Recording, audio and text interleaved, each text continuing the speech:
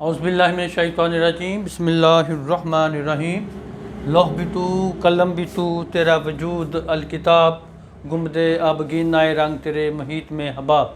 My friend, आज हम नहायत ही अहम दवा नेट्रम कार्बोनिकम पढ़ रहे हैं। नेट्रम कार्ब को आज हम पढ़ेंगे। तो हमने टिपिकली ये देखना है कि नेट्रम कार्ब का बच्चा कैसा होता है, उसका बेबी की क्या क्या फीचर्स होती हैं, उसमें क्या क्या सिम्टम्स होती हैं, उसकी क्या क्या अलामात होती हैं कि जिनकी बेस के ऊपर हमारे पास अगर नेट्रम कार्ब का बच्चा आता है तो हम दवा दें तो वो पूरी ज़िंदगी के लिए उसके सारे मसाइल हल हो जाएं। क्योंकि ये तो आपने सुना है कि जिस इमारत की बुनियाद दुरुस्त रखते हैं तो वो इमारत भी हमेशा सीधी रहती है, और जिस इमारत की बुनियाद आप गलत रखते हैं तो वो इमारत भी वो डगमगाने वाली ही होती है। इस तरह से बच्चा जब आपके पास आता है तो खुदारा उसको नहायत ही मिनिमम जो टॉप मिनिमम रेमेडी हो वो उसको देनी चाहिए, ताकि उसके बच्चे के अंदर आने वाली जो अगली बीमारियां हैं वो उनसे वो महफूज रहे, वो बिल्कुल उसकी जो बुनियाद है वो एक अच्छी बेस बन जाए। तो आज हम नेट्रम कार्ब को पढ़ते हैं। नेट्रम कार्ब जो बेबी इसकी अलामात अहम तरीन ये हैं कि the children are mostly present with sour stomach and with intolerance to milk. इनका जो स्टमक का मसला होता है वो उसके अंदर खटास यानी तेज़ाबियत ज़्यादा पाई जाती है, और सबसे अहम तरीन बात ये होती है कि नेट्रम कार्ब के जो बच्चे को दूध जो है वो हज़म नहीं होता, दूध को वो बर्दाश्त नहीं कर पाता, दूध से उसको उल्टा नुकसान होता है। हालांकि दूध तो हमारी एक बहुत बड़ी अल्लाह पाक की नेमत है, तो ये उसको उल्टा इससे नुकसान होगा। दे डिवेल्प डायरिया आफ्टर मिल्क। जैसे वो दूध पीते हैं तो बच्चे को डायरिया लग जाता है। माँ बाप हर तरह की दवाई देता है कि बच्चे का डायरिया नहीं ठीक हो रहा, लेकिन वो कैसे हो कि उसको तो मिल्क से इंटॉलरेंस है जेनेटिकली नेचुरली, ठीक है। तो उस बच्चे को फिर आपको जब तक आप नेट्रम कार्ब नहीं देंगे तो वो मिल्क को डाइजेस्ट नहीं कर पाएगा, जिसके बाद वो आखिरी मसलन बुढ़ापे की एज में या जवानी में, मेरा मतलब इस तरह से जैसे वो उसने जवानी से बुढ़ापे में आ गया फिर सारा, तो उसमें कैल्शियम की कमी लाजमी रहेगी, और भी जो इंग्रेडिएंट्स हमारे दूध के अंदर पाए जाते हैं उनकी वो कमी उसमें रहेगी। बच्चे ने तो 2 साल तक दूध ही पीना होता है, उसी के ऊपर अपना वक्त गुजारना होता है। जब वो दूध ही उसको हजम नहीं होगा, दूध के जो इंग्रेडिएंट्स हैं वही उसको नहीं मिलेंगे, तो वो सेहतमंद कैसे बनेगा। The child has nervous exhaustion, physical exhaustion, weakness of mind and body. बच्चे के अंदर जहनी तौर पर भी जिस्मानी तौर पर भी उसकी यानी कि उसकी माइंड एंड बॉडी दोनों थके हुए होते हैं, थके मांदे होते हैं, बिल्कुल नहीफ सा वो फील करता है, मेंटली भी और फिजिकली भी। In reading a page the one previous to it soon goes out of mind. अभी उसने एक पेज पढ़ा, जैसे दूसरे पे गया तो पिछला भूल गया। इस तरह की इसके अंदर बड़ी प्रॉब्लम होती है इस बच्चे के अंदर। The child is much disturbed by slightest noise, he has disturbance of emotions, he does not feel one with family members, he wants to keep away from the most loved once.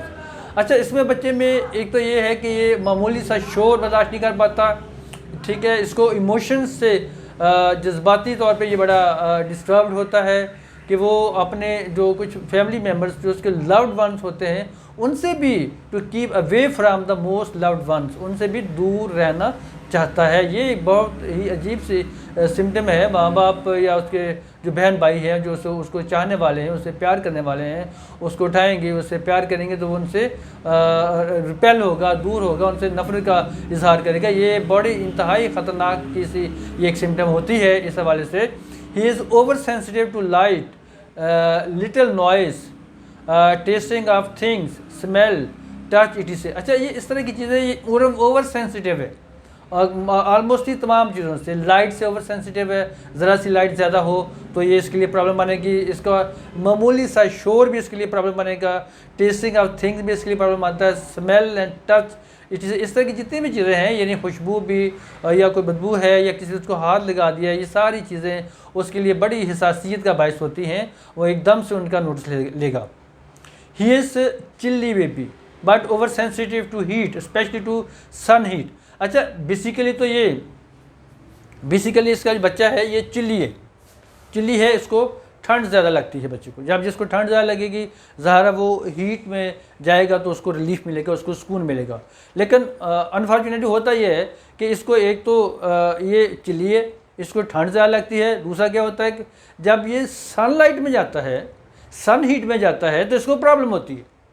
इसको अपने आप को जब तक ये अपने आप को ढांपेगा नहीं अच्छी तरीके से तो ये बच्चा सेहतमंद नहीं रहेगा, इसको प्रॉब्लम आ जाएगी। सर में दर्द हो सकती है, बुखार हो सकता है, लू लग सकती है, कुछ भी हो सकता है। तो बहुत जल्दी इसको ये प्रॉब्लम होती है जब वो सन हीट में जाता है, यानी मसलन सूरज की गर्मी है, सूरज की तपश में जाना इसके लिए नामुमकिन होता है। हालांकि ये चिल्ली को तो गर्माइश में सुकून मिलना चाहिए, बट ऐसा इसमें नहीं होता। ये इसकी बहुत बड़ी सिम्टम है। आपने देखा एक तो इसकी सिम्टम ये थी कि इसको दूध जो है वो टॉलरेट नहीं होता, दूध को ये डाइजेस्ट नहीं कर पाता, दूध से इसको प्रॉब्लम होती है। तो दूसरी इसकी अहम तरीन सिम्टम ये होती है कि ये चिल्ली तो है, इसको ठंड तो लगती है, ठीक है, बट ये सूरज की गर्मी को बर्दाश्त नहीं कर सकता। हालांकि जिसको ठंड लगती है उसको सूरज की गर्मी को बर्दाश्त करना चाहिए, बट ये सूरज की गर्मी को बर्दाश्त नहीं कर पाता। ये भी इंतहाई अहम तरीन इसकी ये दो सिम्टम है। उसके बाद हम देखते हैं he has to be well shaded when walking in the sun. जैसे वो धूप में जाएगा तो उसको अपने आप को बड़ा ढांप कर रखना पड़ेगा। नेटम का child likes bread and butter, cold and frozen things and has aversion to milk, meat and starchy food. इसका जो बच्चा है नेटम कार्प का, ये ब्रेड को, बटर को पसंद करता है, ठीक है, ब्रेड को, बटर को, मक्खन को बहुत ज़्यादा ये पसंद करता है। फ्रोज़न चीज़ों को पसंद करता है, जमी हुई चीज़ों को, ठंडी चीज़ों को ये पसंद करेगा। लेकिन ये दूध और गोश्त से इसको नफ़रत होती है, दूध और गोश्त को ये पसंद नहीं करता। सो माय डियर फ्रेंड, आज हमने नेटम कार्प बेबी को पढ़ा, उसकी चिता सिम्टम्स को आपके सामने रखा।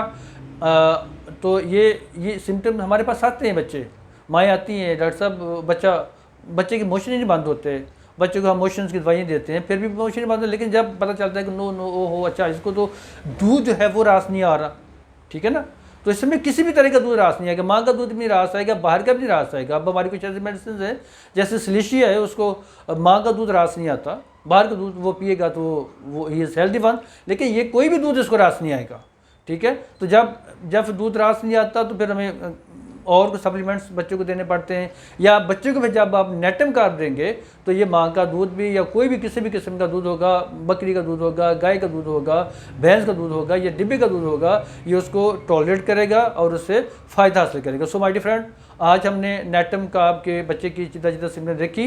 आप मेरी वीडियोज़ को आप शेयर करें, मेरे चैनल को सब्सक्राइब करें, और बहुत शुक्रिया, थैंक यू वेरी मच।